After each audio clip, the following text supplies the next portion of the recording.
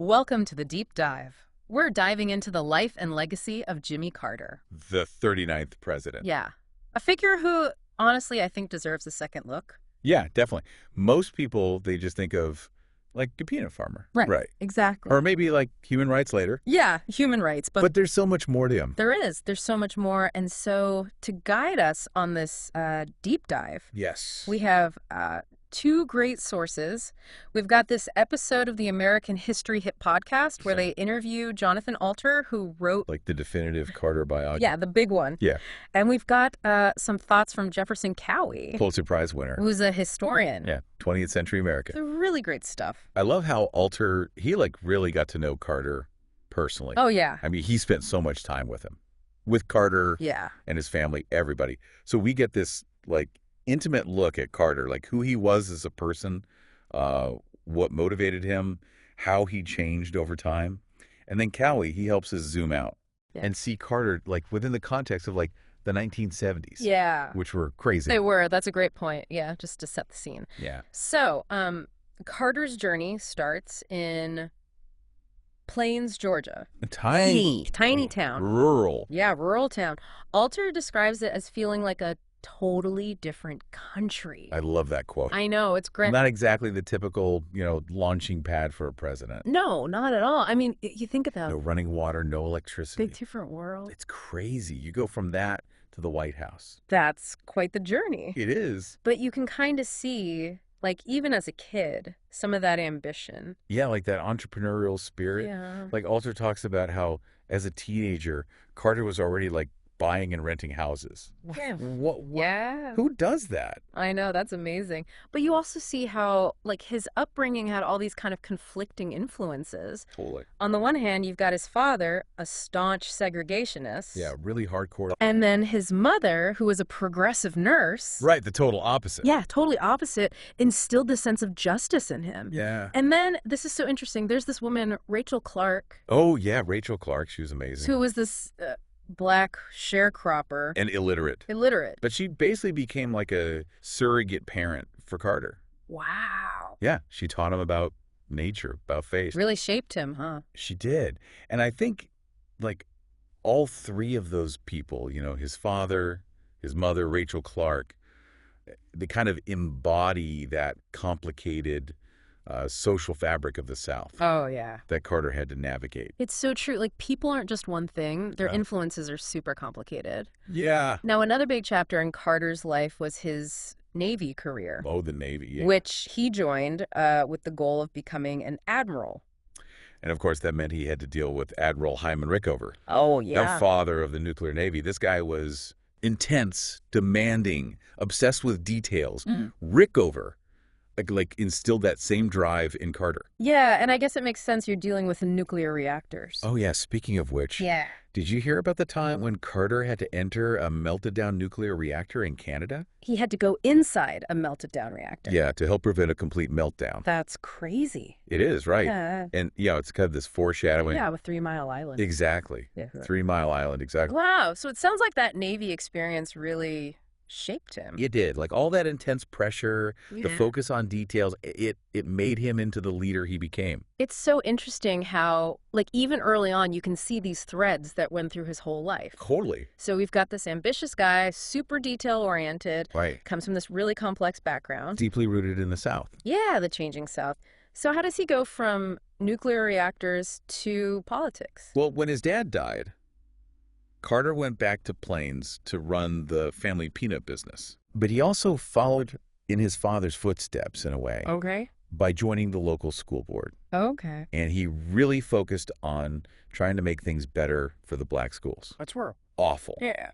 Terribly underfunded at the time. So that was kind of his first taste of, like, public service? It was, yeah.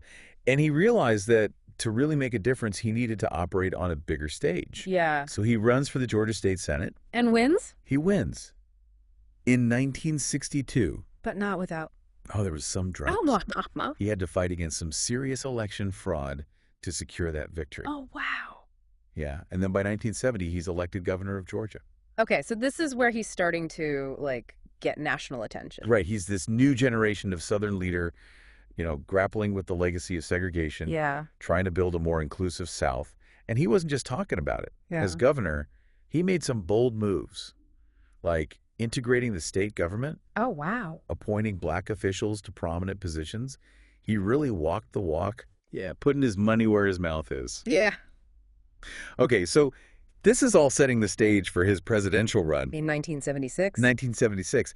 But to really understand that, we have to remember what was going on in America at the time. Oh, it was a mess. It was a mess. This is post-Watergate America. Yeah, nobody trusted the government. No. People were cynical, disillusioned. Yeah.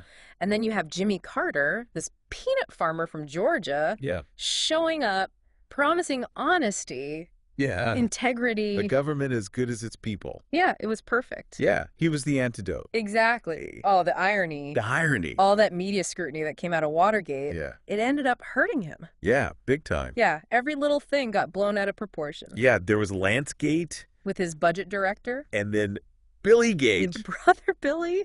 It just chipped away at his image. It did.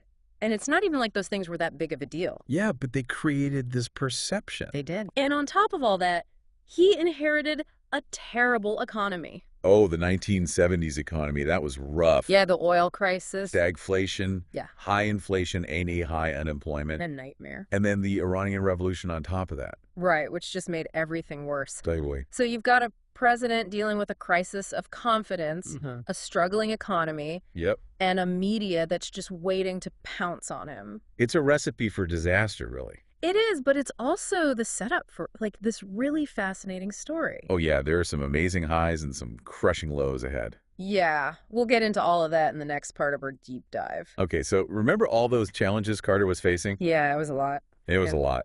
But even with all that going on, he had some big wins, especially in foreign policy. Like Camp David? Yeah, the Camp David Accord. The peace treaty between Israel and Egypt? I mean, nobody thought that was even possible. It seemed impossible. Then Carter just, goes for it. Just jumps right in. Yeah. And you know what's so interesting? His approach. He was all about personal diplomacy. Oh, yeah. Just like a deep belief in peace. Yeah. And this willingness to just spend hours and hours. Days. Hammering out the details. Not just delegating it? No, he was right there in the middle of it all. Wow. He personally mediated between Anwar Sadat. The Egyptian president. Yeah, and Menachem Begin. Israeli prime minister. Yeah. And it was tough, right? It took incredible patience, attention to detail. All those skills he developed, right? Exactly. But he stuck with it. And the result was this peace treaty that's still in effect today. Over 40 years later. It's amazing. It's like his signature achievement. Yeah, definitely. But of course, then there's the Iranian hostage crisis, Ugh. which sadly kind of overshadowed everything else. It did. And it really hurt him politically, in the 1980 election. Yeah, for sure. To understand the hostage crisis, we have to go back a bit. Yeah, set the scene. 1979, the Iranian Revolution. The Shah gets overthrown. Ayatollah Khomeini comes to power. And there was just so much anger towards America. Oh, yeah. And then November of that year, Iranian militants stormed the U.S. Embassy. In Tehran. Yeah, and take 52 Americans hostage. It's just crazy to think about that It happen. was a total shock. Yeah.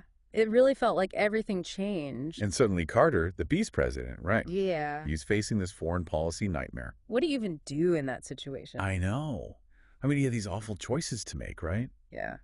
Military action, that was risky. Oh, yeah, you risked the lives of the hostages? Exactly. So he went with diplomacy. Sanctions. Yeah, hoping to get them released without any violence. But it dragged on It's forever. 144 days. I remember it so clearly. Yeah. That hostage count on the news every night. Ugh. It was just this constant reminder. Yeah, the whole country was on edge. And as it dragged on, Carter's approval ratings just tanked. It's almost like a Greek tragedy or something. Yeah, it's like his success with Camp David, this amazing peacemaking And achievement, he gets completely eclipsed. by this crisis that made America look weak. It's tough because he was trying to do the right thing, He was. but sometimes that's not enough. No, it's not. But you know what's amazing about Carter? He never gave up. Even after losing the election, Yeah, I mean, most presidents, they just retire. write their memoirs, give speeches. Exactly. But Carter, he starts this whole new chapter. Yeah, the Carter Center, Dedicated to human rights, global health. conflict resolution. He just went all in on making the world a better place. And it wasn't just talk. No, they actually got stuff done. Like they nearly eradicated guinea worm disease. Yeah. That was huge. They fought river blindness in Africa, Monitored elections, over 100 countries, and they helped mediate conflicts in places like Haiti. and North Korea. It's incredible, really. It's a legacy of action, not just words. Yeah, he really redefined himself. From failed president to this respected global humanitarian. It's a pretty amazing transformation. It is. And I think it shows something important about Carter. Yeah, what's that? He wasn't in it for the power or the fame. Yeah, He genuinely wanted to help people. that comes through for sure. Okay, so we've talked about his early life, Yeah. his political career, the highs and lows of his presidency. And his amazing post-presidency. But to understand Carter, we need to talk about the time he was living in, Yeah. The 1970s. which were crazy. Cowey talks about the 70s as this bridge between two very different eras. Right, like on the one hand, you've got the post-World War II boom, Yeah, with all that optimism. the American dream. Yeah, everybody's doing well. But But then on the other hand, you've got the Reagan Revolution yeah, with its focus on individualism, the free market, yeah. and Carter's right in the middle of this massive shift. And it's a time of like shattered illusions. Yeah, Vietnam, Watergate, the oil crisis, It just shook people's faith in the system. and everything, really. Yeah, people were anxious. Uncertain about the future. Big time. And Cowey argues that, remember Carter's crisis of confidence speech? Oh, yeah, the one that backfired. It kind of backfired. Yeah. But it was actually tapping into this deeper national angst. Right. It wasn't just about energy. Yeah. It was about this feeling that America had lost its way. Which is interesting because he got criticized for being too negative. Yeah, like he was blaming the people, Yeah. but at the same time, he was kind of challenging them, right? Yeah. The post-war boom was all about material prosperity. Yeah, work hard, buy a house, buy a car. Right, all this stuff. And here's Carter saying, hold on, maybe all this stuff isn't making us happy. Yeah, maybe we need to rethink our priorities. Which some people were receptive to that message. But a lot of people felt like he was lecturing them. Yeah, like, what do you know? You're the president. Exactly. And then, of course, there's the economy. The economy, which was a disaster. Nobody could fix that mess easily. It's almost ironic that Carter appointed Paul Volcker. To run the Fed? Yeah, Volcker's the guy who eventually tamed inflation. But it didn't really happen until Reagan was president. Talk about bad timing. It's like Carter took the hit for the tough decisions that ended up helping later on. And then the Iranian hostage crisis just made everything worse. Oh, yeah. It really solidified this image of America as like this pitiful giant. Yeah, unable to protect its own citizens. Yeah, and those events, even though they were rooted in decisions made by previous administrations, Yeah, they really hurt Carter. they did. And yet, after all of that, he goes and starts the Carter Center Yeah, and dedicates his life to serving others, building houses, monitoring elections. mediating And conflicts. it's amazing. It's a real testament to his character. Yeah, and, he wasn't doing it for the recognition.